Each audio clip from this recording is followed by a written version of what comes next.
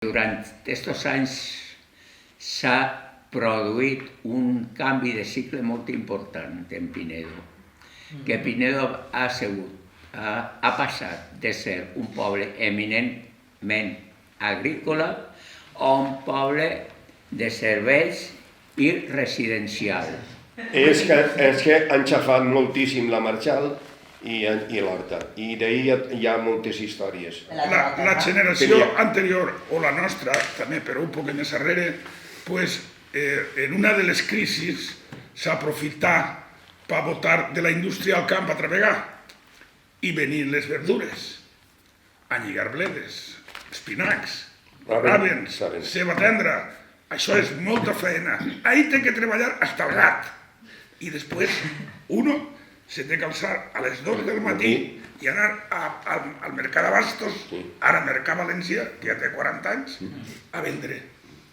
Això va ser una eixida per molta gent, inclús que guanyamos diners, perquè la verdura en aquella època valia diners. Això que estem parlant dels 80? No, sí.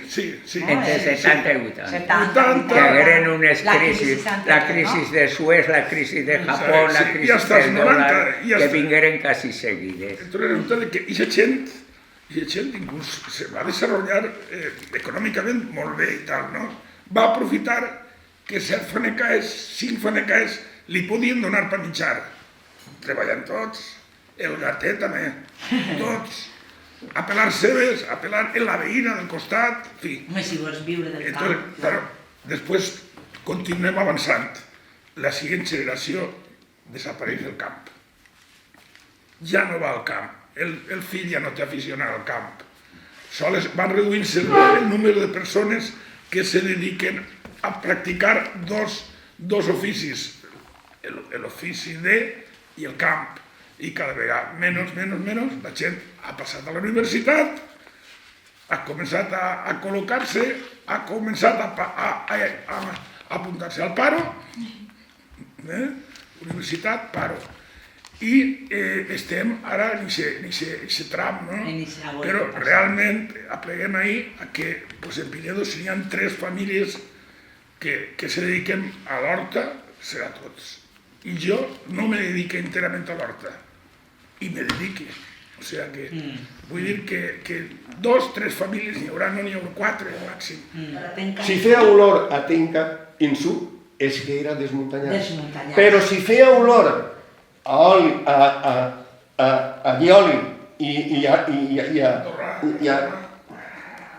xulles torrades, eren dels 3 camins. Els muntanyars seria també la granya.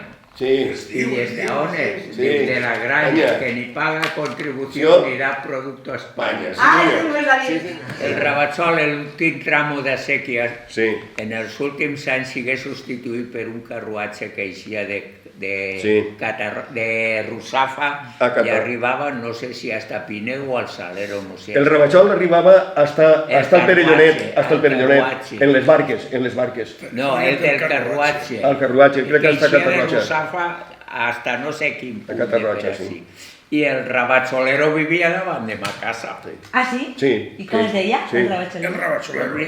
Home, tindria un nom abans, no? Lo del nom és menys important. Com li digueu? El malnom era el rabatzolero. El conductor.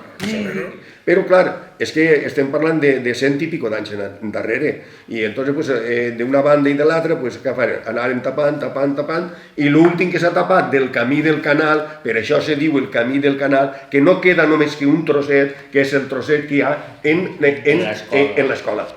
Del camí del canal, que anava des d'ahir de Muntanyars fins Nazaret. Nazaret fins al riu, fins al riu anava. I ahir era com una estacioneta. I què era l'estacioneta? Doncs era on els homes s'alimentaven tant quan naixien o quan entraven. El canal també era una estacioneta on allí te podies comprar, no sé, qualsevol cosa que te fera falta, fins inclús que te feren un esmorzar en aquells tiempos. Julio, en Pinedo. El canal era un port. Un portet. A la travessera del carrer de la Mar, quan fèrem que s'entuba la sèquia del canal, allà aparegué una estacioneta també, en el mateix centre de Pinedo i Bonamar.